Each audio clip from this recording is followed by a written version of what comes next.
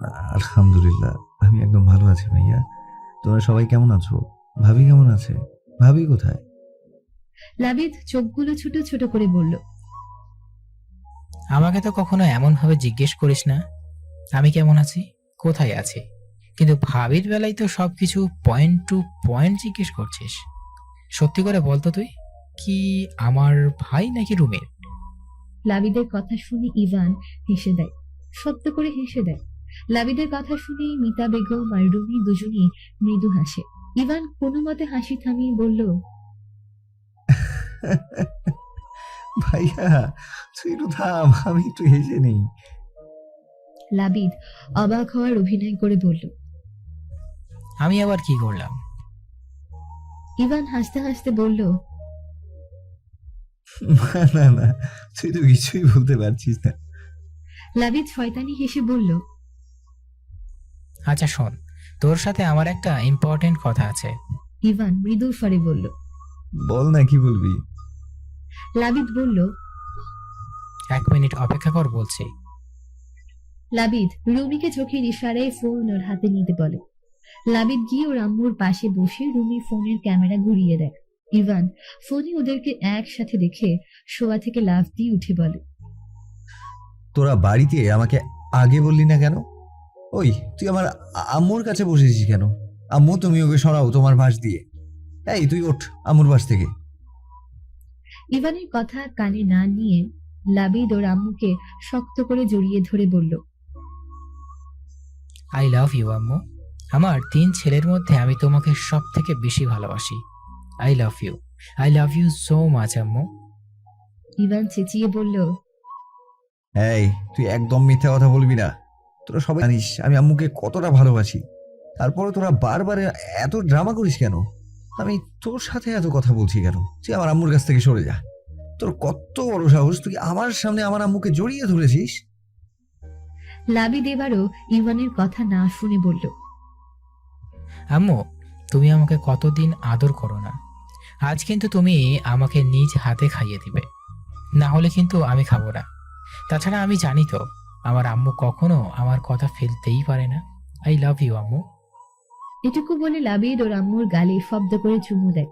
Ivan এবার রেগে চিৎকার করে বলল, আম্মু, তুমি ওকে তোমার কাছ থেকে যেতে বলবে, না আমি সবকিছু ভেঙে ফেলবো। মিতা বেগম ইভানের রেগে যাওয়া দেখে লাবিদকে নিজের থেকে ছাড়িয়ে নিয়ে রুমির হাত থেকে ফোন নিয়ে বলল, তুই এত হিংসুটে কেন বলবি আমায়? সেই ছোটবেলা থেকে আমার ভাগ কাউকে দিতে চাস না। আমার সব আদর তোর জন্য। ছোটবেলায় তো তুই তোর বাবাকে পর্যন্ত আমার কাছে আসতে দিতি না। এই বাবু, তুই এমন কেন বলবি আমায়? মায়ের কথা শুনে ইভান মুখ ফুলিয়ে বলল, আমি এমনই, তুমি তো জানোই। তাহলে বারবার জিজ্ঞেস করো কেন? আমি আমার ভালো লাগার জিনিসগুলো কিংবা ভালোবাসার মানুষগুলোকে কারো সাথে শেয়ার করতে পারি না। আমার ভালোবাসার ধরন অন্যরকম, একদম সবার থেকে আলাদা। মিতা বেগম মৃদু হেসে বলল, আমি তো জানি পাগল ছেলে ভালোবাসার ধরন অন্যরকম। যাই হোক শোন, তোর ছোট ভাইয়া এতক্ষণ তোকে খেপানোর জন্য এমন করছিল। অনেক রাগারাগি হয়েছে। যা হাত মুখ ধুয়ে কিছু খেয়ে নে। ইভান ঠোঁটে হাসি টেনে বলল, ঠিক আছে আম্মু, নিজে খেয়াল রেখো। I love you so much. Mita Begum মুচকি হেসে বলল। আই লাভ ইউ টু বাবু। এটুকু শুনে ইভান ফোন রেখে দেয়। ইভানের এমন পাগলামি দেখে মিতা বেগম, রুমি, আবিদ শব্দ করে হেসে দেয়। সকালে গ্রামের ঠান্ডা পরিবেশে যেন মন জুড়িয়ে যায়, অদ্ভুত ভালো লাগা কাজ করে। এমন রোমাঞ্চকর পরিবেশে ধারা ফুটি ফুটি হয়ে ঘুমিয়ে আছে, ঠোঁটের কোণে মৃদু হাসি বিদ্যমান। হয়তো সুন্দর কোনো স্বপ্ন দেখছে, কিন্তু এই মৃদু হাসি ঠোঁটের বেশিক্ষণ স্থায়ী হলো না। হঠাৎ করে এক মগ পানি এসে পড়লো ধারার মুখে। ঘুম থেকে হকচকিয়ে উঠে বসে চোখ বন্ধ করে চিৎকার শুরু করে দেয় ধারা। ধারার এক চিৎকারে পুরো বাড়ি মাথায়। দ্বিতীয় চিৎকার দেওয়ার আগে কারো ধমক শুনে চুপ হয়ে যায় ধারা। পিটপিট করে চোখ খুলে তাকায়। সামনে থাকা ব্যক্তিকে দেখে ওর রাগ কয়েক গুণ বেড়ে যায়। বিছানা থেকে একটা বালিশ তার দিকে ছুড়ে দিয়ে বলল, জাহান্নামের শয়তান, তুই আবার এসে গেছিস আমাকে জ্বালাতে। গেছিলে তো 20 দিনের জন্য, তার আগেই চলে গেলি কেন? ও, তোর তো আবার আমাকে জ্বালাতন না করলে পেটের ভাত হজম হয় না। জান্নাত রাগী চোখে ধারার দিকে তাক। এই মেয়ে এখনো ওর সঙ্গে ঝগড়া করে যাচ্ছে। সাহস কত বড় ওর! একে তো ওকে না জানিয়ে ড্যাং ড্যাং করে বিয়ে করতে গিয়েছিল, তার উপরে এখন ওর পায়ের সঙ্গে পা আগে ঝগড়া করছে। জান্নাত তীব্র রাগী গলায় বলল, হয়ে গেছে আপনার ভাষণ। এবার আমি কিছু বলি, আপনি কান খুলে শুনুন। আপনার সাহস দেখে আমি অবাক হয়ে যাচ্ছি। আমাকে না জানিয়ে আপনি বিয়ের আসরে পর্যন্ত চলে গেছেন। মাত্র 12 দিন ছিলাম না এখানে, এর মধ্যে এত কিছু করে ফেললেন। একবারও ভাবলেন না আপনার এই জাহান্নামের শয়তানটাকে একবার ফোন করে ওইসব জানানো দরকার? এটুকু বলে জান্নাত থামল। নিঃশ্বাস নিয়ে আবার অভিমানী গলায় বলল, আর বলবেনই বা কেন আমাকে? কে আমি আপনার? আপন কেউ? আপন কেউ তো নই। তাহলে বলুন না আমি আপনার কে? ধারা বিছানা থেকে উঠে এসে জান্নাতের হাত ধরতে গেলে জান্নাত ওর হাত ছাড়িয়ে নেয়। ধারা জান্নাতের সঙ্গে না পেরে জান্নাতকে জড়িয়ে ধরে বলে, জানো, তুই রাগ করিস না। আমার তখন কি হয়েছিল আমি নিজেই জানি না। তখন আমার মাথা কাজ করা বন্ধ করে দিয়েছিল। জান্নাত ধারার থেকেই নিজেকে ছাড়ানোর চেষ্টা করে বলল, উফ, ছাড়ুন আপনি আমায়। আপনি এভাবে অপরিচিত একজনকে জড়িয়ে ধরে আছেন কেন? ধারা নিচু স্বরে বলল, আমি জানি তুই রাগ করে নেই, অভিমান করে আছিস, কিন্তু তুই বোঝার চেষ্টা কর। আমি পরিস্থিতির শিকার ছিলাম, আমার হাত পা বাঁধা ছিল। আমি কি করব না করব আমার মাথা কাজ করছিল না। তোকে ফোন করার কথাও আমার মাথায় আসেনি। সরি, প্লিজ মাফ করে দে। এইবারের মতো আর কখনো এমন করব না। জান্নাত অভিমানের অন্যদিকে মুখ ঘুরিয়ে রেখেছে, কোনো কথা বলছে না, চোখ দুটো ছলছল করছে। ধারা জান্নাতের গালে হাত দিয়ে নিজের দিকে ঘুরিয়ে বলল, কথা বলবি না আমার সাথে? এত অভিমান তোর? জান্নাত আর অভিমান করে থাকতে পারল না, ধারাকে ধরে কিছুক্ষণ কেলিয়ে বলল, আর যদি কখনো আমার থেকে কোনো কথা লুকিয়েছিস তাহলে গুন্ডা ভাড়া করে এনে তোকে মার খাওয়াবো। মনে থাকে যেন কথাটা। ধারা হাত পা ডলতে ডলতে বলল, আমি বেঁচে থাকতে এমন আর কখনো করব না। আজকে খুব শিক্ষা পেয়েছি, আর দরকার নেই। তোর হাতগুলো কি শক্ত রে? জান্নাত চোখগুলো ছোট ছোট করে ধারার দিকে তাকালে ধারা বোকা বোকা হেসে বলল, আরে জানো, আমি তো মজা করছিলাম। তোর হাতগুলো কি নরম তুলার মতো। কিন্তু আমি একটা কথা বুঝলাম না, তুই তো 20 দিনের জন্য তোর নানার বাড়িতে গিয়েছিলি, তাহলে 12 দিনের আগেই চলে এলি কেন? জান্নাত হেঁটে গিয়ে বিছানায় বসে বলল, তুই তো জানিস হঠাৎ করে নানু অসুস্থ হয়ে পড়ার কারণে আমরাও তাড়াতাড়ি সেখানে চলে যাই। নানু তার ছেলে মেয়ে, বাড়ির বড় জামাই, নাতি নাতনিদের সবাইকে একসাথে পেয়ে 1 সপ্তাহেরও কম সময়ের মধ্যে দ্রুত সুস্থ হয়ে যায়। আমাদের তো আরো আগে আসার কথা ছিল, কিন্তু নানুর জন্য আসতে দেরি হয়েছে। ধারা মুখ উঁচু করে বলল। ও, জান্নাত ধারাকে আবার কিছু বলবে তার আগে ওদের রুমের জোনাকি ঢুকে বলল, এই যে নাটবল্টু দুজন, আপনাদের দুজনকে আম্মা নাস্তা খেতে রাখছে। আপনাদের সলা পরামর্শ শেষ হলে তাড়াতাড়ি করে খাবার টেবিলে আসুন। আর ধারা, তুই এখনো হাত মুখ ধুসনি? যা জলদি গিয়ে হাত মুখ ধুয়ে আয়। এটুকু বলে জোনাকি না দাঁড়িয়ে ব্যস্ত পায়ে আবার চলে যায়। ধারা জান্নাতের দিকে তাকিয়ে বলল, তুই এখানে বস, আমি এক্ষুনি কলতলা থেকে হাত মুখ ধুয়ে আসি। জান্নাত ছোট করে বলল। তাড়াতাড়ি করবি। ধারা ওড়নাটা গায়ে জড়িয়ে নিয়ে বলল, এই তো যাবো আর আসবো। এটুকু বলে ধারা তাড়াতাড়ি করে রুম থেকে বেরিয়ে যায়। জান্নাত ধারার বেস্ট ফ্রেন্ড, দুজনে ছোট থেকে একসাথে বড় হয়েছে। জান্নাতের বাবা এই গ্রামের নদীর ওপারের শহরে একটা ব্যাংকে চাকরি করে। তিনি শহরের ছেলে, তার এই গ্রামের পরিবেশ ভালো লেগে যাওয়ার কারণে তিনি আর শহরে ফিরেনি, এখানেই থেকে গেছেন ছোট্ট একটা বাড়ি তৈরি করে। তবে মাঝে মধ্যে গিয়ে বাবা মাকে দেখে আসেন তিনি। ধারার বিয়ে ঠিক হওয়ার আগেই জান্নাতের নানু অসুস্থ হয়ে পড়ায় জান্নাতরা তাড়াতাড়ি করে সেখানে চলে যায়। কাল রাতে বাড়ি ফিরে এসে জান্নাতরা সকালে জান্নাতের বাড়ির পাশের এক চাচির কাছ থেকে ধারার বিয়ের কথা শুনে এখানে চলে আসে জান্নাত। খাওয়া দাওয়া শেষ করে দুজনে পুকুর পাড়ে এসে বসে। একজন বেঞ্চে বসে আছে, অন্যজন সিঁড়ির উপর বসে টুকটাক কথাবার্তা বলছে। কথাবার্তার এর মাঝে জান্নাত বলল, কাল রেডি হয়ে থাকবি, আমি এসে তোকে নিয়ে যাব। ধারা চোখগুলো ছোট ছোট করে বলল, কোথায় নিয়ে যাবে আমাকে? জান্নাত মৃদু চেঁচিয়ে বলল, তোকে আমার বিয়ে খেতে নিয়ে যাব। গাধি কোথাকার, বোর্ড পরীক্ষা যে 2 মাসও বাকি নেই, সে খেয়াল আছে তোর? কাল আমার সাথে স্কুলে যাবি। শুনেছি অনেকগুলো নোট ইতিমধ্যে দেয়া হয়ে গেছে, এখন না গেলে আরো অনেক পড়া মিস করবো আমরা। ধারা বিড়বিড় করে বলল, আমি মনে হয় কালা, কানে শুনতে পাই না। আসতে বললেই তো হয়, জাহান্নামের শয়তান যেন কোথাকার। জান্নাত চোখগুলো ছোট ছোট করে বলল। তুই আবার বিড়বিড় করে কি বলছিস?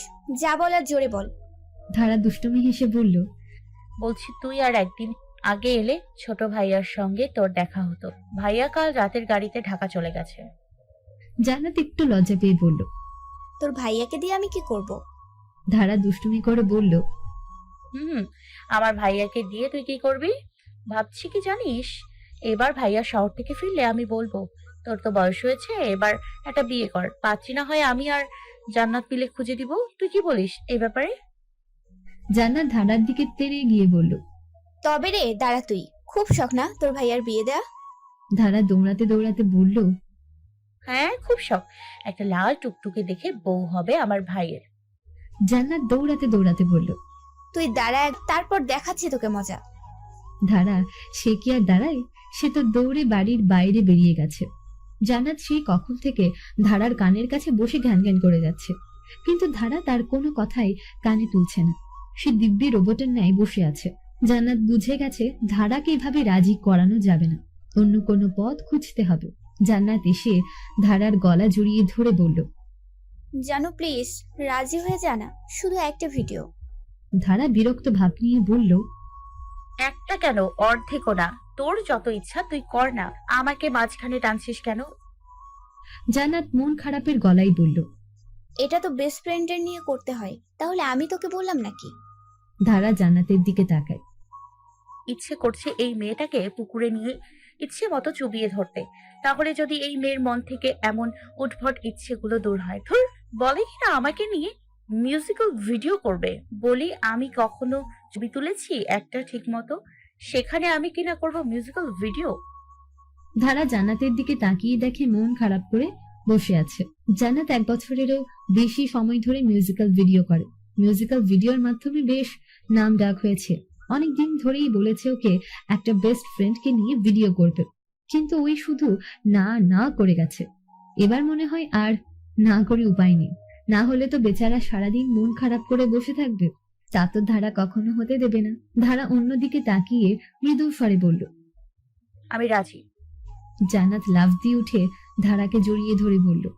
আমি জানতাম আমার জানো আমার কথা ফেলতেই পারবে না। ধারা মৃদু হেসে বলল। হয়েছে, এবার ছাড়। এখন বল কখন করবি ভিডিও? জান্নাত ধারাকে ছেড়ে দিয়ে বলল। কখন আবার কি, এখনই করব। চল আমরা এখন আমাদের বাড়িতে যাব, তারপর একটু সেজেগুজে ভিডিও করব। জান্নাতের কথা মতো ধারা জান্নাতের সঙ্গে ওদের বাড়িতে চলে যায়। জান্নাত তো বরাবরই সাজগোজ করতে পছন্দ করে, তার উপরে যদি মিউজিক্যাল ভিডিও হয় তাহলে তো কথাই নেই। একদম বিয়ে বাড়ির সাজে সেজে ওঠে।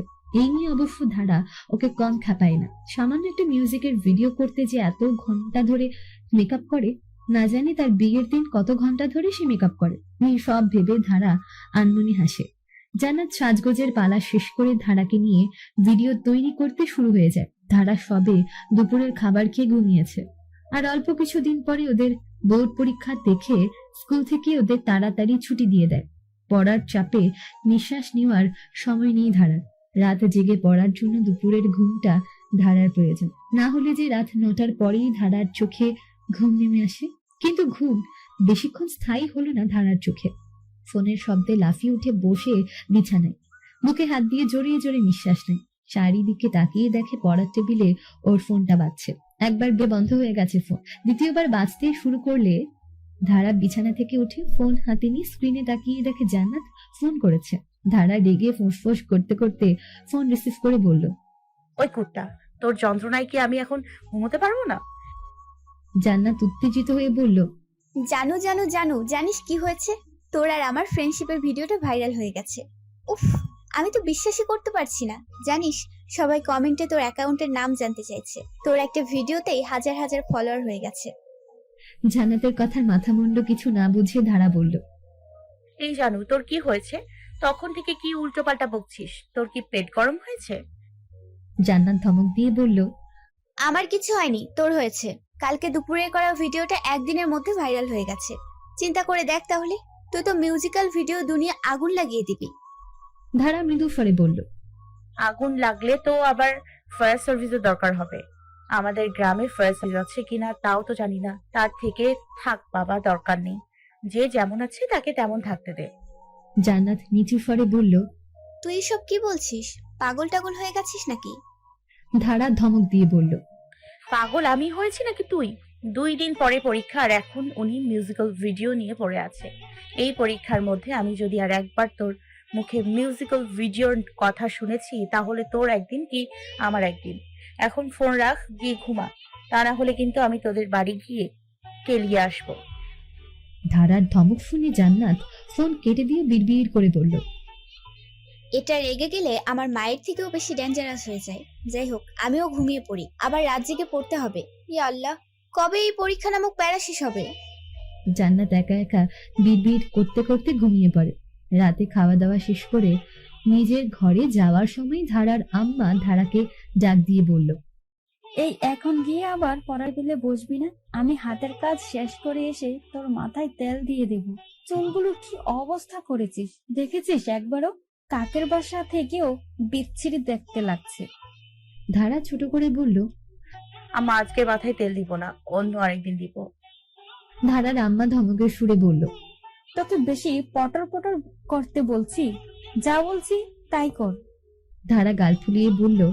আচ্ছা। ধারা ঘরে যাওয়ার কিছুক্ষণের মাথায় ধারার আম্মা এক বাটি তেল গরম করে নিয়ে আসে। ধারার আম্মা বিছানায় বসে ধারাকে বলল। আমার সামনে এসে বস।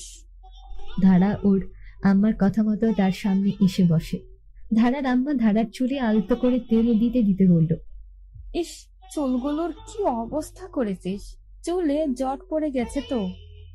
ধারা উত্তরে বলল। কই চুলে জট পড়েছে? ধারার আম্মা ধারাকে ধমক দিয়ে বলল। চুপ করে 2 দণ্ড বসত। সারাক্ষণ শুধু লাফালাফি। তোর আর বাদরের মধ্যে কোনো পার্থক্য নেই। বাদর গাছে লাফা আর তুই মাটিতে। ধারা ওর আম্মার ধমক শুনে মন খারাপের অভিনয় করে বলল। তুমি আমাকে বাদর বললে, আমি আজকেই তোমার নামে আব্বাজানের কাছে বিচার দিব। ধারার আম্মা মৃদু হেসে বলল। তোকে বারণ করেছে কি? মন উজাড় করে বিচার করে দিস, কিন্তু এখন চুপচাপ বসে থাক। ধারা ওর আম্মুর কথা শুনে গাল ফুলিয়ে বসে থাকলে তা দেখে ধারার আম্মা মৃদু হেসে মনে মনে স্বস্তির নিঃশ্বাস ফেলে। ধারা একেবারে রেডি হয়ে নিজের ঘর থেকে বের হয়। বাড়ির উঠানে ধারার বড় ভাইয়া আর ছোট ভাইয়া দাঁড়িয়ে আছে। আজ থেকে ধারার জিএসসি পরীক্ষা শুরু। 2 ভাই একসাথে ধারাকে এগিয়ে গিয়ে আসবে বলে মনস্থির করেছে। ধারাও খুশি মনে তার 2 ভাইয়ের সাথে যেতে রাজি হয়েছে। ওদিকে জান্নাতকেও ওর বাবা পরীক্ষার হলে পৌঁছে দিয়ে আসবে। ধারা একে একে সবাইকে কাছ থেকে দোয়া নিয়ে বাড়ি থেকে বের হয় 2 ভাইকে সাথে নিয়ে। যাওয়ার পথে হাজার উপদেশ 2 ভাইয়ের, এটা করবি না, ওটা করবি না। ধারা হাসি মুখে 2 ভাইয়ের সব উপদেশমূলক কথাবার্তা মন দিয়ে শুনছে। ধারা পরীক্ষার হলে এসে 2 ভাইয়ের সামনে দাঁড়িয়ে বলল। আর কোনো উপদেশ বাকি আছে তোমাদের? না হলে আমি এবার যাই। অভি চিন্তিত গলায় বলল। দেখ বোন, আমি বারবার বলছি লেখা শেষ করে পেপার জমা দিয়ে দিবি না। অন্তত 2 বার পুরো পেপারটা ভালো করে পড়বি। প্রথমবার পড়ার সময় ভুল ত্রুটি করলেও তেমন একটা চোখে তখন মুখ পড়বে না। দ্বিতীয়বার পড়ার সময় একটু মন দিয়ে পড়বি। আর অভির কথা সম্পূর্ণ করতে না দিয়ে ধারা মৃদু স্বরে বলল। আর পেপারে লেখার পরে ভুল হলে বেশি কাটা ছেঁড়া করব না। হাতে লেখা সুন্দর করে লেখার চেষ্টা করব, আর আমি অযথা চিন্তা করব না, তাই তো? ধারার কথা শুনে অভি আর সম্রাট মৃদু হাসি দেয়। সম্রাট হালকা হেসে বলল। অভিদকে আর কথা খরচ করে ওকে কোনো জ্ঞান দিতে হবে না। এ হলো আমাদের সবার মুরব্বি, বুঝলি অভি? অভি সম্রাটের তালে তাল মিলিয়ে বলল। তা যা বলেছো ভাইয়া। শোনেন দাদি আম্মা, আমি আর ভাইয়া আসার পথে যা যা বলেছি সেই অনুযায়ী পারলে পরীক্ষাটা দিন। আর পরীক্ষা শেষ হওয়ার আগেই আমি গেটের কাছে রাস্তায় দাঁড়িয়ে থাকবো। আপনি এখন দয়া করে পরীক্ষার হলে যান, আর কিছুক্ষণ পরেই ঘন্টা পড়ে যাবে। ধারা ভেঙচি দিয়ে পরীক্ষার হল রুমের দিকে চলে যায়। অভি আর সম্রাট ধারার কাণ্ড দেখে হেসে দিয়ে ওখান থেকে চলে আসে। ধারা আর জান্নাত একসাথে পরীক্ষার হল থেকে বেরিয়ে স্কুল গেটের দিকে আসে।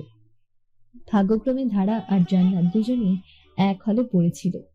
স্কুলে গেটের কাছে এসে ধারা রাস্তার ওপাশে দেখে অভি দাঁড়িয়ে আছে। ওদের দেখে হাত নাড়িয়ে ইশারা করছে। ধারা জান্নাতকে কাঁধ থেকে হালকা ধাক্কা দিয়ে বলল। এই দেখ ছোট ভাইয়া রাস্তার ওপারে দাঁড়িয়ে হাতে হাত নাড়িয়ে আমাদের ডাকছে, চল। জান্নাত ঢোক গিলে বলল, আমি যাব না, তুই যা, আমি রিক্সা করে বাড়ি চলে যেতে পারবো। ধারা জান্নাতের কথা না শুনে ওর হাত ধরে বলল, আরে চল তো, ওদিকে আমার ভাইয়া রোদের মধ্যে দাঁড়িয়ে কালো হয়ে গেল আর উনি এখানে দাঁড়িয়ে ঢং করছেন। এটুকু বলে ধারা জান্নাতের হাত ধরে টেনে রাস্তার উপাশে নিয়ে যায়। অভি জান্নাতের দিকে এক নজর তাকায়। মাথা নিচু করে দাঁড়িয়ে আছে মেয়েটা। চোখ সরিয়ে ধারার দিকে তাকিয়ে বলল, পরীক্ষা কেমন হয়েছে তোর? সবগুলো প্রশ্নের উত্তর ঠিক মতো লিখেছিস তো? ধারা ছোট ছোট নিঃশ্বাস ফেলে বলল, আলহামদুলিল্লাহ, ভালো হয়েছে পরীক্ষা, আর সবগুলো প্রশ্নের উত্তর লিখে এসেছি। অভি ধারার হাতের কাগজগুলো নিজের হাতে নিয়ে বলল, দেখি একবার প্রশ্নটা। অভি প্রশ্ন পেপার দেখে ধারার দিকে তাকিয়ে বলল, হ্যাঁ, কিছু খাবি? তোরা নাকি বাড়িতে যাবে এখন? ধারা জান্নাতের দিকে তাকিয়ে বলল, খাবি কিছু নাকি বাড়িতে ফিরবি? জান্নাত উত্তর দেওয়ার আগে ওদের ক্লাসের অন্য একটা মেয়ে ধারাকে ডাক দিলে ধারা তার কাছে চলে যায়। অভি এক পলক জান্নাতের দিকে তাকিয়ে বলল, পরীক্ষা কেমন হয়েছে? জান্নাত অভির দিকে আর চোখে তাকিয়ে বলল, ভালো হয়েছে। অভি জান্নাতের উপর থেকে চোখ সরিয়ে নিয়ে বলল, শরীরের এই অবস্থা কেন? খাওয়া দাওয়া করো না নাকি? জান্নাত ছোট করে বলল। করি তো। অভি শান্ত গলায় বলল, করি তো? কি করো? আমার তো চোখে কিছু পড়ছে না, কিছুদিন পর মনে হয় তো বাতাসের আগে উড়ে যাবে। না, কি নিজের খেয়াল না রেখে সারাদিন ওই মিউজিক্যাল ভিডিও নিয়ে পড়ে থাকো? কোনটা বলো? শেষের কথাগুলো অভি ধমকের সুরে বলে। জান্নাত ভয়ে ভয়ে অভির দিকে তাকিয়ে বলল, পরীক্ষার জন্য বাবা আমার কাছ থেকে ফোন নিয়ে নিয়েছে, শুধু পরীক্ষা চাপে ব্যস্ত থাকার জন্য নিজের খেয়াল রাখতে পারি না। এটুকু বলে জান্নাত আবার মাথা নিচু করে নেয়। অভি জান্নাতের দিকে তাকায়। ইস, শুধু শুধু মেয়েটার সাথে রাগারাগি করেছে। পরীক্ষার সময় তো ও নিজেই নিজের খেয়াল রাখতে পারতো না, সেখানে জান্নাতের মতো বাচ্চা মেয়ে কিভাবে পারবে? অভি মৃদু স্বরে বলল, পরীক্ষা বলে কি নিজের খেয়াল রাখা যাবে না? কান খুলে শুনে রাখো, এখন থেকে নিয়মিত খাওয়া দাওয়া করবে, নিজের খেয়াল রাখবে। আর যদি আমার কথার অন্যথা হয়েছে তাহলে আমার থেকে খারাপ আর কেউ হবে না। জান্নাত শুধু মাথা দুলিয়ে হ্যাঁ বলে। অভি ধারার দিকে তাকায়। এখনো এই মেয়েগুলোর সাথে কথা বলছে? জান্নাতের দিকে আবারও তাকিয়ে বলল, কিছু খাবে? জান্নাত মাথা তুলেই অভির দিকে তাকায়। এই মানুষটাকে জান্নাত কখনো বুঝতে পারে না। এই রাগ করবে তো এই গোলে জল হয়ে যাবে। একটু আগে কত রাগারাগি করে, এখন আবার জিজ্ঞেস করছে সে কিছু খাবে কিনা। জান্নাতকে চুপ থাকতে দেখে অভি আবার বলল, কিছু কি খাবে? জান্নাত ভাবনা থেকে বেরিয়ে এসে আগের মতো মাথা তুলিয়ে না বলে। অভি কিছুক্ষণ জান্নাতের দিকে তাকিয়ে থেকে নিঃশ্বাস ফেলে ধারার দিকে তাকিয়ে একটু উঁচু গলায় বলল, দাঁড়া, আর কতক্ষণ দাঁড়িয়ে থাকবো? বাড়িতে ফিরতে হবে তো। ধারা এক নজর অভির দিকে তাকিয়ে পরে মেয়েগুলোকে কিছু বলে অভির পাশে এসে বলল, সরি ভাইয়া, দেরি হয়ে গেছে। আসলে ওরা কিছু প্রশ্নের উত্তর মেলাতে পারছিল না, তাই আমাকে ডেকেছিল। অভি ছোট্ট ছোট্ট করে বলল। আচ্ছা চল এবার চটপটির দোকানে। ধারা মৃদু স্বরে বলল, আচ্ছা চল, তুই সামনে হাঁটতে থাক, আমি আর জান্নাত আসছি। অভি কিছু না বলে সামনে হাঁটতে শুরু করে। ধারা আবার জান্নাতের কাঁধে থাপিয়ে বলল, কিরে, কথা বললি ভাইয়ার সাথে? জান্নাত মুখ গোমড়া করে বলল, তুই তখন আমাকে ফেলে ওখান থেকে চলে গেলি কেন? ধারা মৃদু হেসে বলল, কেন আবার? তোর আর ভাইয়ার কথা বলার সুযোগ করে দেওয়ার জন্য। আমি প্রথম থেকে একটা সুযোগ খুঁজছিলাম, কখন তোদের একা ফেলে আমি কেটে পড়তে পারি। আমি জানি ভাইয়া কখনো আমার সামনে তোর সাথে মন খুলে কথা বলবে না, তাই এমন করেছি। তা কি বলেছে ভাইয়া তোকে? তখন তো দেখছিলাম আমি ভাইয়ার মুখের দিকে মাথা তুলে তাকাতেই পারছিস না। কি এমন বলেছিল রে ভাইয়া? জান্নাত রাগে ফোঁস করতে করতে বলল, হারামজাদা, তুই ইচ্ছে করে এমন করেছিস। তুই আমাকে বলবি তুই আমার কোন জন্মের শত্রু? সব সময় আমার সাথে এমন করিস তুই। তোর ভাইয়ের কাছে ফাঁসিয়ে দিয়ে চলে যাস। তুই দেখে নিস, তোর কপালে আমারটার থেকেও একটা হাড়ে বজ্জাত জুটবে। জান্নাতের কথা শুনে ধারা ভেঙচি কেটে সামনে হাঁটতে শুরু করলো। ধারা গালি হাত দিয়ে উঠানের এক কোনায় বসে আছে। একা একা তার কিছু ভালো লাগছে না। পরীক্ষা শেষ হওয়ার পরপরই জান্নাত চলে গেছে ওর দাদার বাড়িতে। সারাদিন খাওয়া আর ঘুম ছাড়া কোনো কাজ নেই ধারার।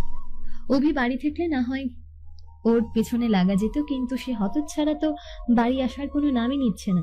কবে বাড়ি ফিরবে কে জানে। ফোন দিলে বলে আসবে আসবে, কখন আসবে জিজ্ঞেস করলে বলে পড়ার চাপ। দূর, কিছু ভালো লাগছে না। এই থেকে প্রতিদিন স্কুলে যাওয়া আসা ঢের ভালো ছিল। তখন এত বিরক্তিকর জীবন যাপন করতে হয়নি। কানে আসে পুকুর পাড়ের হট্টগোল শব্দ। কৌতূহল হয়ে পা বাড়ায় সেদিকে ধারা। ছোট ছোট বাচ্চাগুলো পুকুর পাড়ের খোলা জায়গায় বসে খেলাধুলা করছে। ধারা ওদের দিকে তাকিয়ে বলল, আমাকে খেলতে নিবি তোরা তোদের সঙ্গে? বাচ্চাগুলো খুশিতে গদগদ হয়ে বলল। ধারা মৃদু মাথা নাড়িয়ে হ্যাঁ বললে বাচ্চাগুলো এসে ধারার হাত ধরে টেনে নিয়ে যায়। সন্ধ্যের আগ পর্যন্ত ধারা ওদের সঙ্গে খেলাধুলো করে বাড়িতে ফিরে। বাড়ি ফিরে একা একা কিছুক্ষণ এই ঘর ও ঘর খেলাধুলা করে। নানা টিভি দেখতে ভালো লাগছে না, ফোন টিপাটিপি করতে। বিরক্ত ভাব নিয়ে ধারা ওর দাদি আম্মার রুমে যায়। ধারার দাদি আম্মি পাশের বাড়ির অন্য এক দাদির সঙ্গে পানে ডালা সাজিয়ে গল্প গুজব করছে। ভেবেছিল কিছুক্ষণ দাদি আমার সাথে কথা বলে নেওয়া যাক, তার সময় কাটাবে, কিন্তু তার কি আর কথা বলার আছে। ধারা গুটি গুটি পায়ে নিজের ঘরের দিকে চলে যায়। পড়ার টেবিলের উপর থেকে ফোনটা নিয়ে বিছানার উপর উপর হয়ে শুয়ে পড়ে। ফোন কিছুক্ষণ ঘাটাঘাটি করে ফোনটা পাশে রেখে সোজা হয়ে শুয়ে পড়ে। আর যেন সময় কাটছে না ধারা। এক এক মিনিট যেন এক এক বছরের সমান। জান্নাতটা গ্রামে থাকলে ওর সঙ্গে মজা করা যেত। প্রতিদিন বিকেলে বাসায় আসতো। জানো অমুককে গাছে এই ফল হয়েছে, চুরি করবি? কিন্তু সেই শয়তানটা তো পরীক্ষা শেষ না হতেই দাদার বাড়ি গিয়ে উঠছে। নিত্য নতুন মিউজিক ভিডিও করে আপলোড দিচ্ছে। দেখে বোঝা যাচ্ছে বড়ই আনন্দে আছে সে। আরে থাকবে নাই বা কেন, ওখানে ওর আত্মীয় স্বজনরা একসঙ্গে থাকে। ওরাই শুধু গ্রামে থাকে। অবশ্য জান্নাত কয়েকবার ফোন দিয়ে ওর হালচাল জিজ্ঞেস করেছে। জান্নাত জানিয়েছে সে খুব মজা করছে দাদার বাড়িতে। আর এদিকে ও বসে বসে সময় কাটানোর উপায় খুঁজছে। আগে তো বই পড়ে রাত 11টা-12টা পার করে দিত।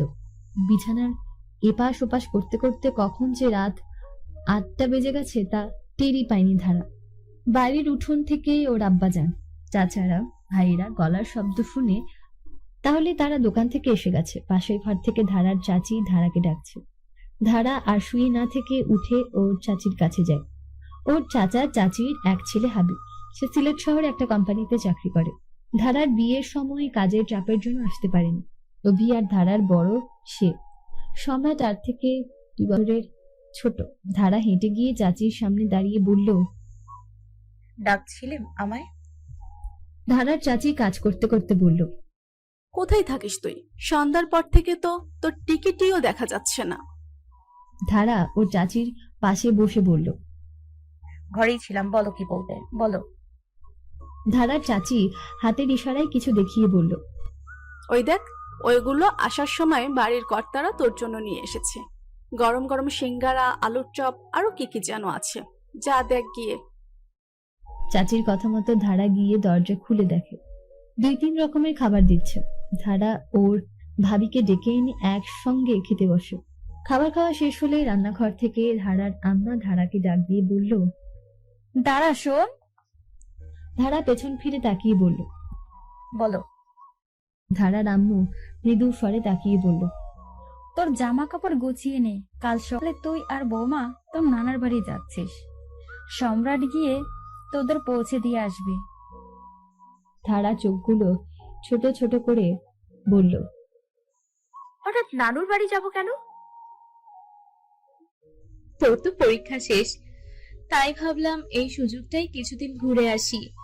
আর তুইও তো সারাদিন মনমরা হয়ে বসে থাকিস, চল ঘুরে আসি কিছুদিনের জন্য, ভালো লাগবে। ধারা ঠোঁটে হাসি টেনে বলল, ঠিক আছে, আমি ঘুমানোর আগে আমার জামা কাপড় গুছিয়ে নিব। এটুকু বলে ধারা হাসি মুখে ওখান থেকে চলে যায়। ধারা সারাদিন মন খারাপ করে বসে থাকে দেখে ধারার আম্মা আর ভাবি মিলে পরিকল্পনা করে। ধারার আম্মা আর ভাবি ধারার হাসি মুখের দিকে তাকিয়ে মৃদু হাসে। যাক, অবশেষে তাদের পরিকল্পনা সফল হয়েছে। মিতা বেগম দাঁড়িয়ে সবার কাজ পর্যবেক্ষণ করছে। বাড়িতে আরো কয়েকজন কাজের লোক নিয়োগ করা হয়েছে কিছুদিন আগে। সালমা সেও কিছুদিন ধরে ঘোরাঘুরি করছে, দৌড়াদৌড়ি করে আছে। বাড়ির ছোট ছেলের রুমটা একদম নতুন করে সাজানো কাজে লেগেছে তারা সবাই। ইভান আসছে, 2 দিন হয়েছে তার পরীক্ষা শেষ হয়েছে। তার আসার উপলক্ষে মিতা বেগম ইভানের রুমটা নতুন করে সাজাচ্ছে। নিচে গিয়ে সবকিছু পছন্দ করে কিনেছে। সাথে অবশ্য মেজর ছেলে আর মেজর ছেলের বউ ছিল।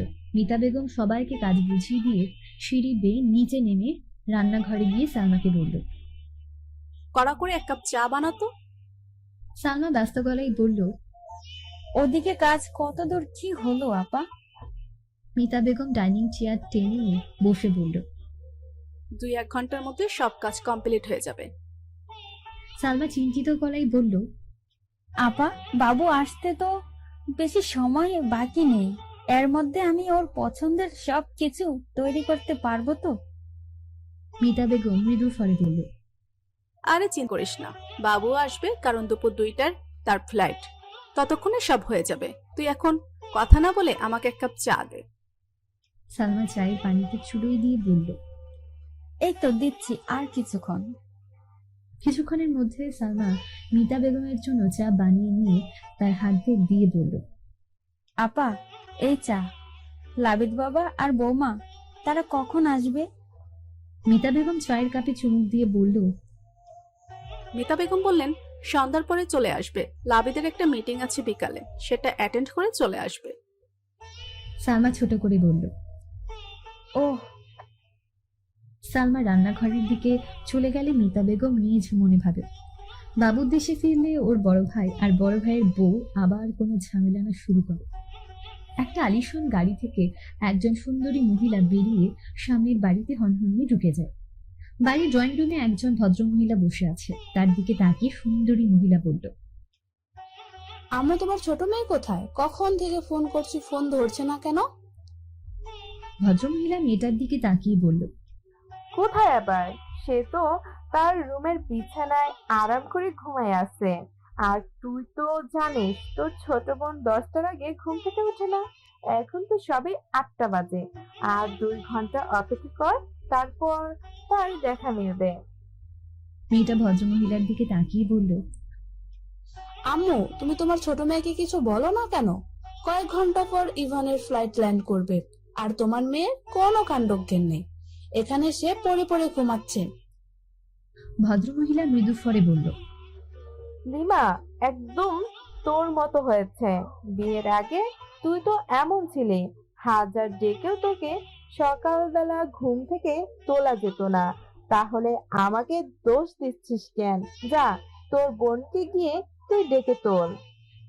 মেয়েটা রাগী গলায় বলল। যত জ্বালা সব হয়েছে আমার। ওদিকে আমার শাশুড়ি রাজি হচ্ছে না আমার বোনের সঙ্গে দেবরের বিয়ে দিতে, আর এদিকে আমার বোন এখনো পড়ে পড়ে ঘুমাচ্ছে। ভদ্রমহিলা মেয়েটার দিকে তাকিয়ে বলল। আমার সাথে তুই রাগ দেখাচ্ছিস কেন লামিয়া? যেখানে তোর শাশুড়ি এই সম্পর্কের মত নেই, সেখানে তুই এত মাতামাতি করছিস কেন? এমন তো নয় যে পৃথিবীতে আর কোনো ছেলে নেই। লামিয়া কর্কশ গলায় বলল। হ্যাঁ, পৃথিবীতে ছেলের অভাব নেই। পৃথিবীতে আরো হাজারো ছেলে আছে, কিন্তু ইভানের মতো না। ও ভবিষ্যৎ একজন ইঞ্জিনিয়ার। ভবিষ্যৎ কত টাকা ইনকাম করবে তার কোনো ধারণা আছে তোমার? ভবিষ্যতের কথা বাদই দিলাম, বর্তমানে যে পার্ট টাইম জব করে যে টাকা ইনকাম করে তারও কোনো ধারণাই নেই তোমার। আমি তো এত কিছু আমার নিজের জন্য করছি না, সবকিছু লিমার ভালোর জন্য করছি। ও যেন ভবিষ্যতে ভালো থাকে। ও যেমন বিলাসবহুল জীবনযাপন করতে পছন্দ করে, তেমনটাই যেন কাটাতে পারে জীবন। ও যেন কিছুদিন পর পর এদেশ উদেশ ঘুরে বেড়াতে পারে। লামিয়ার মা মৃদু স্বরে বলল। সবকিছু টাকা দিয়ে বিচার করতে নেই, এ কথা আমি তাদের 1000বার বুঝিয়েছি। লামিয়া রেগে গিয়ে বলল। ধুর, তোমার সঙ্গে কথা বলে সময় নষ্ট করার চেয়ে আমি গিয়ে লিমাকে ঘুম থেকে ডেকে তুলি। লামিয়া ওর মায়ের আর কোনো কথা না শুনে ওখান থেকে চলে যায়। লামিয়ার যাওয়ার দিকে তাকিয়ে ছোট্ট নিঃশ্বাস ফেলে। তিনি আজ হাড়ে হাড়ে টের পাচ্ছেন তিনি তার বড় মেয়েকে মানুষ করতে পারেননি। ছোটবেলায় তো তার মেয়ে এমন ছিল না, আর এখন হিংসে লোভ বাসা বেঁধেছে তার মেয়ের মনে। যে মেয়ে তার সাথে কখনো উঁচু গলায় পর্যন্ত কথা বলেনি, আর এখন সে তার সাথে রাগারাগি করে। কত পরিবর্তন হয়ে গেছে সেই ছোট্ট মেয়েটা তার। এখন তার কথা শুনতেও বিরক্ত লাগে ওর। এসব ভেবে লামিয়ার মা দীর্ঘশ্বাস ফেলে। দুপুরের পরপরই ধারা আর জোনাকি চলে এসেছে ধারার নানার বাড়িতে। ধারাকে দেখে তাদের খুশির অন্ত নেই। ধারার দুই মামা আর এক খালামণি। খালামণি তার শ্বশুর বাড়ি ঢাকাতে থাকে। ধারার বড় মামার 3 সন্তান। বড় মেয়ে মিনু, তারপর ছেলে মিজান, তারপর ছোট মেয়ে মনু। বড় মেয়ের বিয়ে হয়ে গেছে। ছোট মামার 2 মেয়ে, বড় মেয়ে লতা এবং ছোট মেয়ে পাতা। এই নিয়ে সংসার তাদের। ধারা ওর বড় ভাই বোনদের সঙ্গে বাড়ির আশেপাশে ঘুরে বেড়াচ্ছে। ধারাকে পেয়ে যেন ওদের কথা শেষ হচ্ছে না। ঘুরতে ঘুরতে ধারার ছোট মামার ছোট মেয়ে পাতা বলল, হ্যাঁ নিব খেলতে, তুমি খেলবে আমাদের সঙ্গে? আপু আজকে নৌকায় করে ঘুরবো, অনেক দিন হয়েছে আমরা কেউ নৌকায় করে ঘুরি না। চলো না আপু, তুমি সঙ্গে থাকলে দাদা ভাই আমাদের কাউকে কিছু বলবে না। ধারার বড় মামার ছোট মেয়ে মনি বলল, হ্যাঁ ধারা, চল না, তুই আমাদের সঙ্গে গেলে দাদা ভাই আমাদের কাউকে কিছু বলবে না। ধারা ওদের দিকে তাকিয়ে বলল, আজ ঘোরাঘুরি করতে ইচ্ছে করছে না, কাল নয় বিকেলে সবাই একসাথে ঘুরতে যাব। আজ না হয় আমরা বাড়িতে বসে মজা করি, কি বলিস তোরা? ধারার কথায় সবাই রাজি হয়। কিছুক্ষণ আশেপাশে ঘোরাঘুরি করে বাড়ি ফিরে সবাই। দুপুরে রান্না করেছে 2 মামি মিলে একসঙ্গে। সাথে অবশ্য জোনাকি ভাবিও আছে। জোনাকি ভাবি এসে সবার কাজে হাত লাগানো শুরু করে দিয়েছে। জোনাকি ভাবিকে বাড়ির সবাই খুব পছন্দ করে, আর এই পছন্দ করবেই না কেন? এমন একটা মিষ্টি মেয়েকে পছন্দ না করে কি থাকতে পারে কেউ? দুপুরের গোসল করবে, কিন্তু এই নিয়ে 2 দলের মধ্যে ঝগড়া চলছে। মনি আর লতা বলছে পুকুরে গোসল করবে, কিন্তু মিঝান আর পাতা বলছে নদীতে যাবে। এই নিয়ে 2 দলের মধ্যে প্রচন্ড ঝগড়া। ধারা অসহায়ের মতো দাঁড়িয়ে আছে ওদের মাঝখানে। যাদের পক্ষ নিবে তাতেই সে বিপদে পড়বে। ওদের ঝগড়ার মাঝে বড় মামি এসে ধমক দিয়ে বলল, এই তোরা কি শুরু করেছিস?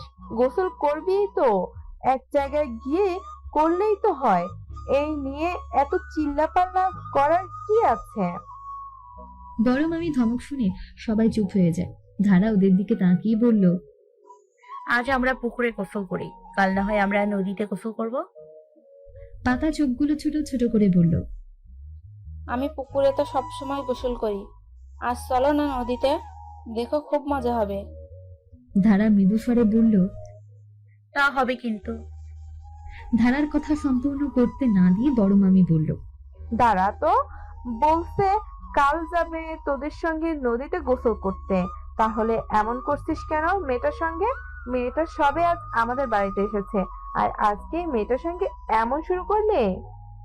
পাতা মন খারাপ করে বলল, ঠিক আছে, আজ না হয় পুকুরে গোসল করে নিব, কিন্তু কালকে যদি আপু আমাদের সঙ্গে নদীতে না যায় তাহলে দেখে নিও আমি কি করি। পাতা এটুকু বলে হনহনিয়ে পুকুর পাড়ের দিকে চলে যায়। পাতার এমন রাগ দেখে সবাই হেসে দেয়। ডিসেম্বর মাসে শীতের হাড় কাঁপতে থাকার কথা থাকলেও উল্টে আরো ডিসেম্বর মাসে চৈত্র মাসের মতো ঘেমে যাচ্ছে ধারা। হাতের উল্টো পিঠ দিয়ে কপালের গলার মুছতে মুছতে সামনের দিকে এগোচ্ছে ধারা। মাথাটা ভীষণ গরম হয়ে আছে। গিয়েছিল ভাবির সাথে একসঙ্গে বেড়াতে, কিন্তু ফিরতে হয়েছে একা একা। গতকাল রাতে বড় ভাইয়া গিয়ে ভাবিকে নিয়ে রওনা হয় তার শ্বশুর বাড়ির উদ্দেশ্যে। ভাইয়ার মুখে শুনেছে ভাবির আম্মু নাকি হঠাৎ অসুস্থ হয়ে পড়েছে। এই নিয়ে খারাপ লাগলেও আবার রাগ হচ্ছে তাকে একা একা এত দূরের পথে আসতে হলো।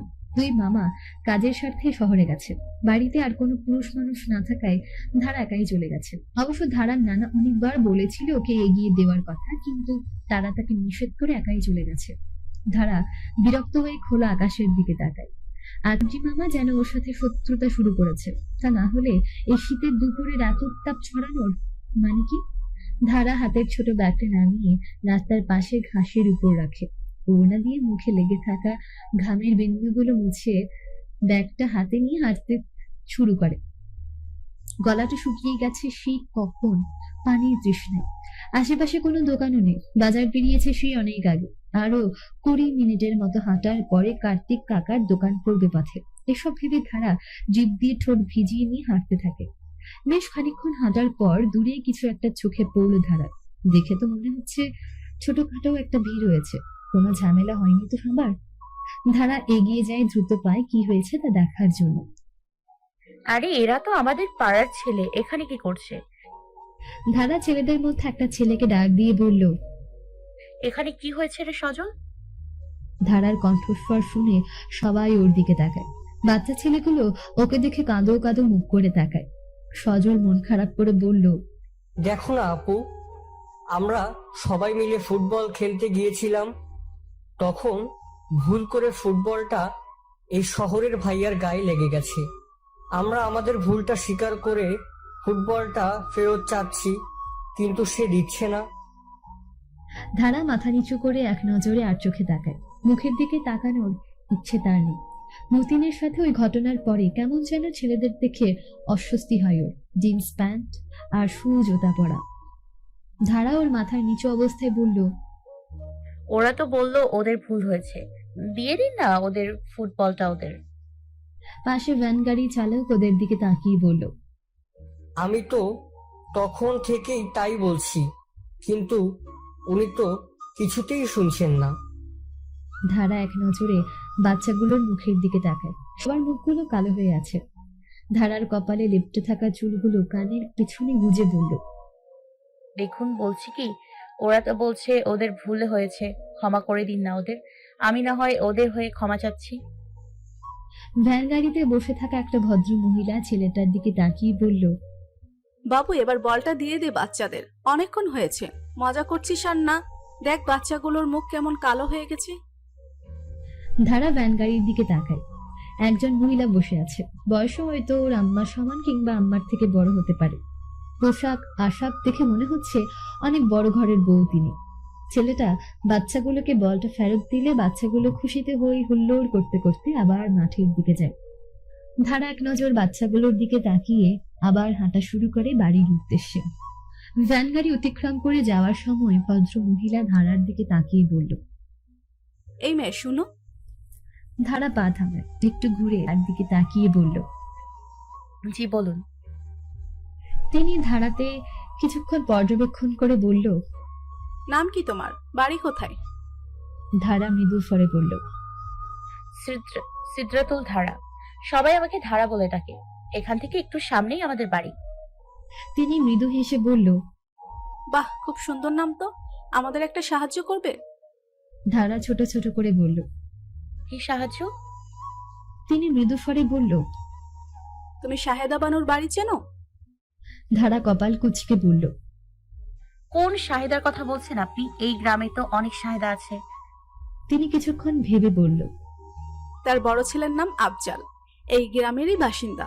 তারা আসলে অনেক বছর পরে এসেছি তো, তাই রাস্তাঘাট ঠিকভাবে চিনতে পারছি না। ধারা হালকা হেসে বলল, ও, আপনি শাহিদা দাদির কথা বলছেন? আমি চিনি তাদের বাড়ি, চিন্তা করুন না। আপনারা আবার পেছন পেছন আসেন, আমি দেখিয়ে দিচ্ছি পথ। তিনি স্বস্তির নিঃশ্বাস ফেলে ধারাকে বলল, তুমি আমাদের সঙ্গে ভ্যানে চড়ে বসো। ধারার মনে পড়ে তার সঙ্গে একটা ছেলে আছে। ধারা দ্রুত বলল, না না, আমি হেঁটে যেতে পারবো। ধারা ভ্যান চালকের দিকে তাকিয়ে বলল, চাচা আপনি আমাকে অনুসরণ করুন। এটুকু বলে ধারা আর না দাঁড়িয়ে দ্রুত হাঁটতে শুরু করে। দাঁড়ালে হয়তো তার কথার সঙ্গে না পেরে তাকে হয়তো ভ্যানে চড়ে বসতে হবে। সে চায় না এমন কাজ করতে। সে এখন আর কোনো ছেলের ছায়া মারাতেও চায় না। এখন কেমন অস্বস্তি লাগে কোনো অপরিচিত ছেলে আশেপাশে থাকলে। কয়েক কদম হেঁটে গিয়ে কার্তিক কাকার দোকানের সামনে দাঁড়াই ধারা। ধারাকে দেখে কার্তিক একা দোকানের ভেতর থেকে বেরিয়ে এসে বলল, কিরে ধারামা, তোর ভাবির বেড়ানোর শেষের মধ্যে, আর তোর ভাবি কোথায়? ধারাতে হাসি টেনে বলল, তার শেষ বেড়ানো। ভাবি তার বাবার বাড়িতে গেলে। পরে তুমি তোমার অন্য প্রশ্নগুলো করো। আগে আমাকে এক গ্লাস পানি দাও, বড্ড পানি পিপাসা পেয়েছে। কার্তিক দোকানের ভেতরে গিয়ে তাড়াতাড়ি ধারাকে পানি দিয়ে বলল, এই আগে বসে পানি খা। ধারা পানির গ্লাস শেষ করে মৃদু স্বরে বলল, বাঁচালে তুমি আমাকে কার্তিক কাকা। আজ যা গরম পড়েছে তাতে জান যায় যা অবস্থা। এখন জলদি বলো, তোমার আর কি কি প্রশ্ন বাকি আছে? কার্তিক কাকা ছোট করে বলল, বলছি, তোর ভাবি মানে আমাদের বৌমা কোথায়? সেও তো তোদের সঙ্গে গিয়েছিল। ধারা মৃদু স্বরে বলল। ভাবির বাবা কাল হঠাৎ করে অসুস্থ হয়ে পড়ে। ভাইয়া গিয়ে ভাবিকে নিয়ে তার শ্বশুর বাড়িতে গিয়েছে। আমার ওখানে ভালো লাগছিল না, তাই আমি সকালেই চলে এসেছি। কার্তিক কাকা চিন্তিত গলায় বলল। সে কি, এখন কেমন আছে বৌমার বাবা? ধারা হাতের ব্যাগটা নিয়ে বলল। সে এখন আগে থেকে ভালো আছে, চিন্তার কোনো কারণ নেই। আমি এখন যাই, ওদিকে রাস্তায় একজনকে দাঁড় করিয়ে রেখে আসছি। ধারা কার্তিক কাকার উত্তরের অপেক্ষা না করে তাড়াতাড়ি রাস্তায় এসে ভদ্রমহিলার দিকে তাকিয়ে বলল। দুঃখিত, আমি আপনাদের বলে যাইনি। আমার বলে যাওয়া উচিত ছিল। আসলে খুব পানি পিপাসা পেয়েছিল, তাই তাড়াতাড়ি করে চলে গেছে কার্তিক কাকার দোকানে। ভদ্রমহিলা হালকা হেসে বলল। আমি বুঝতে পেরেছি তখন তোমাকে দেখে।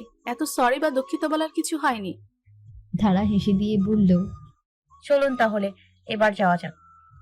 ভদ্রমহিলার পাশে বসে থাকা ছেলের দিকে এক নজর তাকিয়ে মাথা নাড়িয়ে হ্যাঁ বোধক সম্মতি জানায়। দুপুরের কাঠফাটা রোদের মধ্য দিয়ে হেঁটে চলেছে ধারা। হাঁটার মাঝে হাতের উল্টো পিঠ দিয়ে কয়েকবার নিজের কপালের ঘাম দিয়ে নিয়েছে ধারা।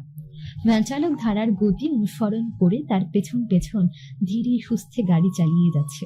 ভ্যান চালক সেও গরমের দৌলতে ঘেমে নিয়ে একাকার হয়ে গেছে। তার গায়ের গামছা দিয়ে বার কয়েক ঘাম মুছেছে তিনি। ধারা আরো মিনিট তিনেক হাঁটার পরে পা থামায়। ধারা ভদ্রমহিলার দিকে তাকিয়ে ইশারায় রাস্তার পাশের বাড়িটা দেখিয়ে দিয়ে বলল। এই বাড়িটা শাহেদা দাদিদের। আমি এখন যাই, শাহেদা দাদি আমাকে দেখলে আর ছাড়তে চাইবে না। ভদ্রমহিলা মৃদু স্বরে বলল।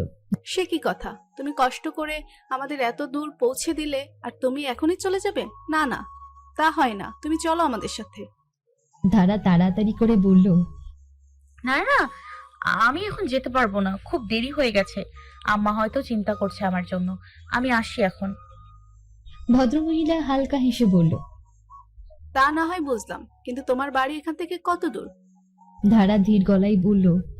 এখান থেকে 6টা বাড়ির পরেই আমাদের বাড়ি। আমি আসি এখন, দেরি হয়ে যাচ্ছে যে আমার। ভালো থাকবেন আপনারা। এই কথাটুকু বলেন ধারা আর দাঁড়ায় না, ব্যস্ত পায়ে হাঁটতে শুরু করে। চোখের পলকে আঁকা বাঁকা পথে হারিয়ে যায় ধারা।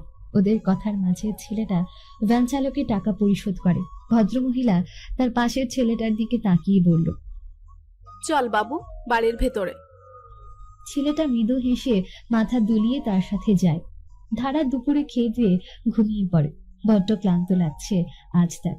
সূর্য মামা ডোবার আগে ধারার আব্বা যান আর আম্মা ধারার ভাবির বাড়িতে যাবে ভাবির বাবাকে দেখতে। ধারারও যাওয়ার ইচ্ছে আছে, কিন্তু শরীরের ক্লান্তির জন্য আর যাওয়া হচ্ছে না। ধারায় সব ভাবতে ভাবতে ঘুমের রাজ্যে হারিয়ে যায়, কিন্তু ঘুম আর বেশিক্ষণ সইল না ধারার চোখে। ফোনে জোরালো শব্দে হুড়মুড়িয়ে ঘুম থেকে উঠে বসে ধারা। কাঁচা ঘুম ভেঙে যাওয়ার কারণে মেজাজ খারাপ হয়ে গেছে ধারা। ইচ্ছে করছে এই প্রাণহীন ফোনটাকে আফাড় মেরে ভেঙে ফেলতে। একটু দয়া মায়া নিয়ে ফোনটার মাঝে। কোথায় বেচারি একটু ঘুমিয়েছে, সবে তাকে ঘুমানোর সুযোগ করে দেবে তা না করে আরো শব্দ করে তার ঘুম ভাঙাতে। বিড়বিড় করতে করতে বিছানা থেকে উঠে পড়ার টেবিলের কাছে যায় ধারা। জান্নাত ফোন করেছে। একে তো আর সাধে জাহান্নামের শয়তান বলে ডাকে না ধারা, সবসময় শুধু শয়তানি আর শয়তানি। বিগড়ে যাওয়ার মেজাজে ফোনে রিসিভ করে ধারা। কোনো কথা না বলে চুপ করে থাকে ধারা। উপাস থেকে উৎকণ্ঠায় হয়ে জান্নাত বলল। জানু জানু জানু, আমি কাল বিকেলে গ্রামে আসছি। ধারার ঠোঁটে হাসি ফোটে, তা প্রকাশ না করে বলল। এইটুকু কথা বলার জন্য তুই আমার কাঁচা ঘুমটা ভেঙে দিয়েছিস? জান্নাত না জানার ভান করে বলল। তুই ঘুমিয়েছিলে বুঝি? ধারা দাঁতে দাঁত চিপে বলল। না ফুটবল খেলছিলাম। খেলবি? জান্নাত হাসি আটকে রেখে বলল। না রে, আমি তো ফুটবল খেলতে পারি না, ক্রিকেট হলে না হয় ভেবে দেখতাম। ধারা রাগ দেখিয়ে বলল। তুই আমার কাঁচা ঘুম ভাঙিয়ে এখন আবার ফাজলামি করছিস? জান্নাত মৃদু স্বরে বলল। আরে না না, আমার কি আর সেই যোগ্যতা আছে আপনার মতো মহামুরব্বীর সাথে ফাজলামি করার? একবার চিন্তা করে দেখুন, কোথায় আপনি আর কোথায় আমি? আমি একটা নির্বোধ শিশু। ধারা জান্নাতের কথায় তীব্র প্রতিবাদ করে বলল। তুই নির্বোধ শিশু? চাচা চাচি ঠিক সময় তোকে বিয়ে দিলে তো এতদিনে হয়তো আমি খালামণি হয়ে যেতাম। জান্নাত মুখ বাঁকা করে বলল। বলছে আপনাকে। যাই হোক শুনুন, বাবার অফিসে একটা দরকারি কাজ পড়ে গেছে। মা বাবাকে একা ছাড়বে না, তাই আমরাও কাল ফিরে আসছি। তখন এসে বোঝাবো কে খালামণি হবে আর কে মা। এটুকু কথা বলে জান্নাত ফোন কেটে দেয়। ধারা ফোনের স্ক্রিনের দিকে তাকিয়ে হাসে। বেশ মজা পেয়েছে সে জান্নাতকে খেপিয়ে দিয়ে। তার কাঁচা ঘুম ভাঙানোর শাস্তি স্বরূপ জান্নাতকে বেশ জব্দ করতে পেরেছে সে। ধারা ঠোঁটে হাসি নিয়ে ঘরের বাইরে বের হয়। এখন আর তার ঘুম আসবে না। শুধু শুধু শুয়ে থাকে, সময় নষ্ট করার কোনো মানেই হয় না। ধীর পায়ে গিয়ে ধারা দাদি আম্মার ঘরের সামনে দাঁড়ায়। প্রথমেই চোখ যায় টেবিলের উপরে রাখা আচারের বয়মের দিকে। দুপুরবেলা কড়া রোদের সময় এগুলো উঠোনে রোদে দেওয়া ছিল। তখন শরীরের ক্লান্তির জন্য সেদিকে খেয়াল করতে পারেনি, কিন্তু এখন যে খুব লোভ হচ্ছে এগুলো খাওয়ার জন্য। উকি দিয়ে দেখে ধারা দাদি আম্মা ঘুমিয়ে পড়েছে। ধারা স্বস্তির নিঃশ্বাস ফেলে পা টিপে ঘরের ভেতর ঢুকে ডান বাম এক নজর তাকিয়ে পা টিপে টেবিলের কাছে যায়। 3-4 রকমের আচারের বয়ম, কোনটা রেখে কোনটা নেবে ভাবতে শুরু করে ধারা। দাদি আম্মা হাতের আচার মানেই তো অমৃত। না, আর বেশি ভাবা যাবে না। দাদি আম্মা একবার ঘুম থেকে উঠে পড়লে আর আচার খাওয়া হবে না। সবার প্রথমে থাকা চালতার আচারের বয়াম হাতে তুলে দেয়। এক নজর তাকালো ঘুমন্ত দাদি আম্মার দিকে। আহ, কি শান্তিতে ঘুমোচ্ছে সে। এদিকে যে তার স্বাদের চালতার আচার ছিনতাই হয়ে যাচ্ছে, সেদিকে তো আর তার কোনো হুঁশ নেই। আগের বারের মতো পা টিপে ঘর থেকে বেরিয়ে যায় ধারা। উঠোনের মাঝে এসে দাঁড়ায়। ডান হাতে আচারের বয়াম ধরে বাম হাতটা বুকে রেখে জোরে নিঃশ্বাস ফেলে ধারা। আশেপাশে তাকিয়ে দেখে পরিবেশ ঠান্ডা। ধারা আচারের বয়াম হাতে নিয়ে ব্যস্ত পায়ে চলে যায় পুকুর পাড়ে। ধারা ঠোঁট চেপে হাসছে। দাদি আম্মা সে কখন থেকে তার চালতার আচারের বয়াম খুঁজে যাচ্ছে। কখনো এই ঘর তো কখনো সেই ঘর, কিন্তু তা কি আর খুঁজে পাবে দাদি আম্মা? সে আচার তো কখন শেষ হয়ে গেছে। পুকুর পাড়ে যে বাচ্চাগুলো খেলছিল তাদের নিয়ে ভাগাভাগি করে খেয়ে ফেলেছে আচার। দাদি আম্মা প্রথমে বুঝতে পেরেছে আচারের বয়াম ধারা সরিয়েছে, কিন্তু ওর ঠোঁটে হাসি দেখে মিথ্যে বয়াম খোঁজার অভিনয় করে যাচ্ছেন তিনি। ধারা সামনে এসে অসহায় হতাশার সুরে বলল, এত করে খুঁজলাম কোথাও পেলাম না বয়মটা। মনে হয় গেছো বিড়ালে বয়মটা নিয়ে গেছে। ধারা রাগী চোখে তাকিয়ে বলল, তুমি কখনো গেছো বিড়াল দেখেছো? আর সত্য অনুসন্ধান না করে কাউকে কিছু বলা ঠিক নয়, এ কথা জানো না তুমি? দাদি আম্মা মৃদু স্বরে বলল, দেখছি তো, আমাদের বাড়িতে একটা আছে। একদিন সময় করে তোকে আর তার সাথে পরিচয় করে দেব। ধারা ওর দাদি আম্মার কথা বুঝতে পেরে মুখ দেখিয়ে চলে যায় ওখান থেকে। দাদি আম্মা তা দেখে হেসে দেয়। মিতা বেগম চায়ের কাপে চুমুক দেয়। সামনে তার ছোট ফুপু বসে আছে। ছোট ফুপুর বাড়িতে এসেছে পর থেকে তাদের আতিথেয়তার ত্রুটি রাখছে না কেউ। প্রথমে অভিমান করে থাকলেও পরে অভিমান ভেঙে যায় মিতা বেগমের ছোট ফুপুর। ইভানকে নিয়ে খুশির অন্ত নেই তাদের মাঝে। শাহিদা বানুর 3 ছেলে 1 মেয়ে। সবারই বিয়ে করে ভরা সংসার। স্বামী মারা গেছে সে অনেক বছর হলো। তার বড় ছেলে আফসার, মেজ ছেলে জামা, ছোট ছেলে জলিল। তার মেয়েকে বিয়ে দিয়েছে 2 গ্রাম পরে। সন্ধ্যের পরে শাহিদা তার ঘরে বসে মিতা বেগমের হালচাল জিজ্ঞেস করে। শাহিদা বানু পান চিবিয়ে খেতে খেতে বলল, হ্যাঁ রে মিতা, তোর আইতে কোনো অসুবিধা হয় নাই তো? সেই কবে না কবে আইছিলি গ্রামে, আর অহন আইসিস আবার। মিতা বেগম চায়ের কাপে শেষ চুমুক দিয়ে বলল, তা তো একটু হয়েছে, কিন্তু মাঝপথে তোমাদের গ্রামের একটা মেয়ে আমাদের সাহায্য করে, তাই বেশি সমস্যা হয়নি আমাদের তোমাদের বাড়ি চিনতে। শাহিদা বানু চোখ ছোট ছোট করে বলল, কোন মাইয়া আবার তোকে সাহায্য করছে? নাম কি তার? বাড়ি কই? মিতা বেগম চায়ের কাপটা বিছানার উপর রেখে বলল, বাড়ি কোথায় তা তো আমি চিনি না, কিন্তু বলেছে তোমাদের বাড়ি থেকে 6টা বাড়ি পর ওদের বাড়ি। আর মেয়েটার নাম হলো ধারা। ভারী মিষ্টি দেখতে মেয়েটাকে, কি মায়া মায়া মুখ তার। শাহিদা বানু পান খাওয়া ঠোঁটে হালকা হেসে বলল, ও ধারা, ধারার কথা বলিস তুই? মায়াটা খুব ভালো, কিন্তু ওর কপালটাই খারাপ। মিতা বেগম ভ্রু কুঁচকে বলল, কেন? কপাল খারাপ কেন? শাহিদা বানু ধীর গলায় বলল, কপাল খারাপ না তো কি? না হলে কি আর বিয়ের আসর থেকে কখনো বরযাত্রী তুলে নিয়ে যায়? মিতা বেগম ছোট করে বলল, তুমি কি বলছো? আমি কিছুই তো বুঝতে পারছি না। কার বিয়ে ভেঙেছে আর কার বরযাত্রী তুলে নিয়ে গেছে? শাহিদা বানু মিতা বেগমের দিকে তাকিয়ে বলল, ও, তুই তো আবার এইসব কাহিনী কিছুই জানিস না। আসলে মায়াটার বিয়া ঠিক হয়েছিল, ওর হাতে কি ওখানে সমস্যা আছে এই কথা জানলে বিয়ের আসর থেকে বর তুলে নিয়ে যায়। তাই তো কইতাছি মায়াটার কপাল মেলা খারাপ। মিতা বেগম কৌতূহলী চোখে তাকিয়ে বলল, কি সমস্যা হয়েছে? হাতে যার জন্য বিয়ে ভেঙে গেছে? শাহিদা বানু চিন্তা করতে করতে বলল, ওর দাদা যে বছর মারা গেছে সে বছর ওর হাতের সমস্যাটা দেখা দেয়। ধারার মুখে শুনেছি ওর হাতে নাকি কি কোনো পোকা লেগে ওর হাতের অবস্থা এমন হয়েছে। মিতা বেগম মৃদু স্বরে বলল। তুমি কাল ওর সঙ্গে আমাকে একবার দেখা করিয়ে দিবে? শাহিদা বানু চোখ ছোট ছোট করে বলল, কেন, ওর সাথে দেখা করে কি করবি? মিতা বেগম ছোট ছোট করে বলল। ওর সাথে কিছুক্ষণ কথা বলবো, এই আর কি। শাহিদা বানু ছোট করে বলল। সে দেখা করিয়ে দেওয়া যাবে। মিতা বেগম এটুকু বলে উঠে দাঁড়ায়।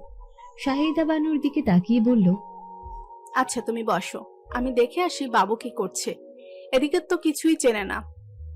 এটুকু বলে মিতা বেগম রুম থেকে বেরিয়ে যায়।